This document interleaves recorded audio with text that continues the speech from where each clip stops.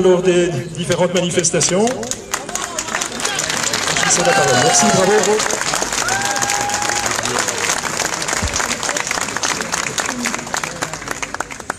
Bonjour tout le monde, merci d'être là. Merci d'être là pour Pascal Saclay. En effet, je parle d'expérience,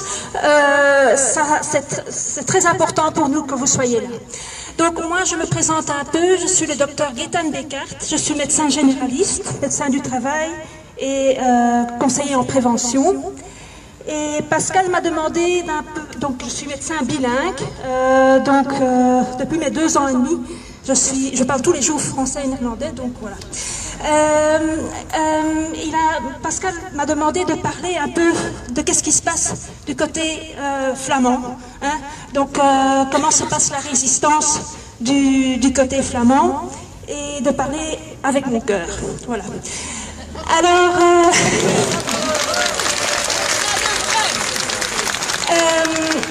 donc, du côté flamand, il faut savoir que moi, je suis en contact privilégié, disons, l'ordre depuis septembre 2020. Et ça, suite à la publication d'une brochure qui s'appelle « De Prekrant », qu'on a publiée avec la SBL Preventie Vaccinatieschade de Dr. Chris Haublum en juin 2020, parce que on trouvait que oui, les médias classiques ne donnaient pas les informations correctes aux gens.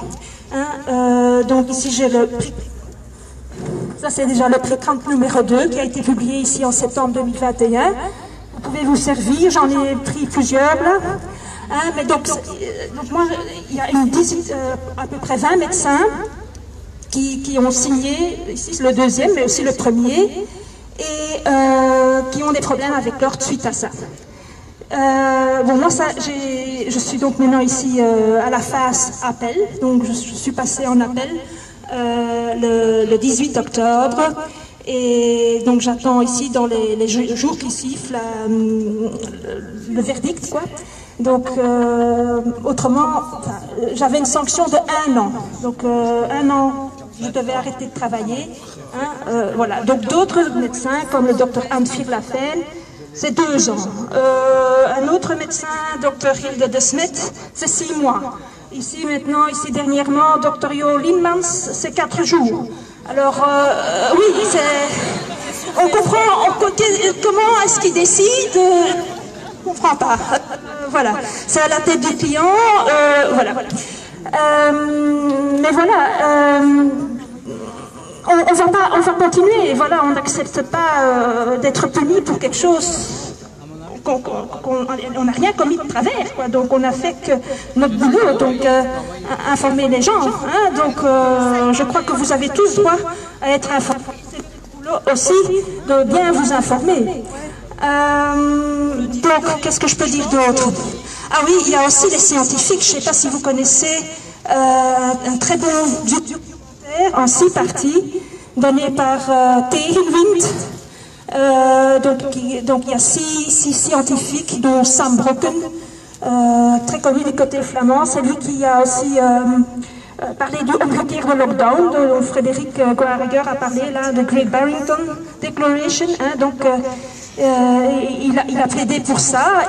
Il est passé au Zevende Dag, à la TV, et suite à ça, il a perdu son boulot en tant que professeur à l'université de Hasselt.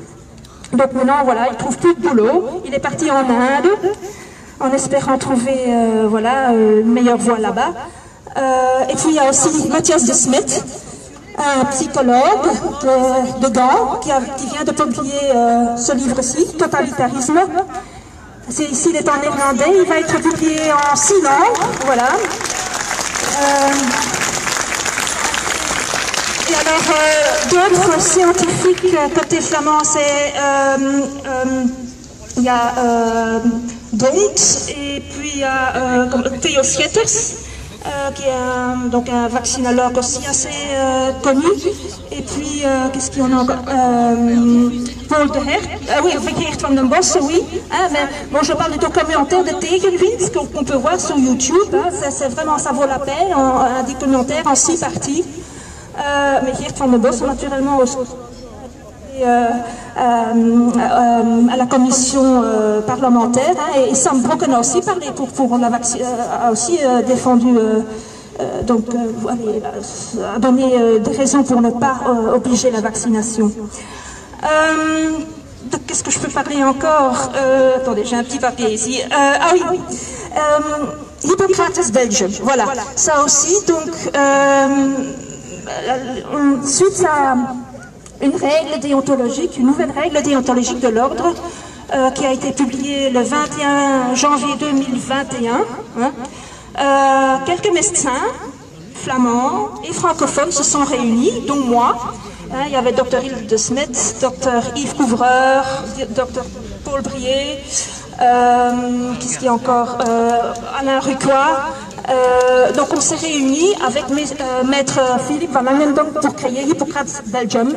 Donc le but de Hippocrates Belgium, c'est de donc créer un ordre alternatif. Voilà, donc Alain Collignon parlait de ça, ça existe. Voilà.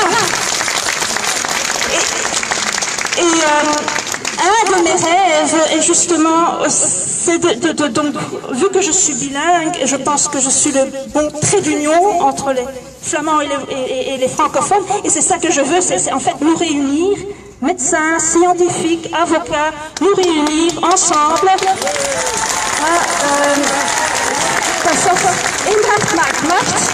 L'union fait la force, comme ça on est beaucoup plus fort et on sait mieux se soutenir. Et voilà, Hippocrate c'est un des exemples. Donc moi j'ai eu le droit aussi à 4 avocats pour ma défense. Je trouvais ça super. Il y avait donc Mr Georges Xabo, Mr Didier de Prins et Philippe Van Langen donc, et aussi Maître Paolo Crescenzo de Droit et Liberté. Donc il faut savoir que voilà, je suis aussi assez actif chez Droit et Liberté. Qu'est-ce que je peux encore dire? Voilà,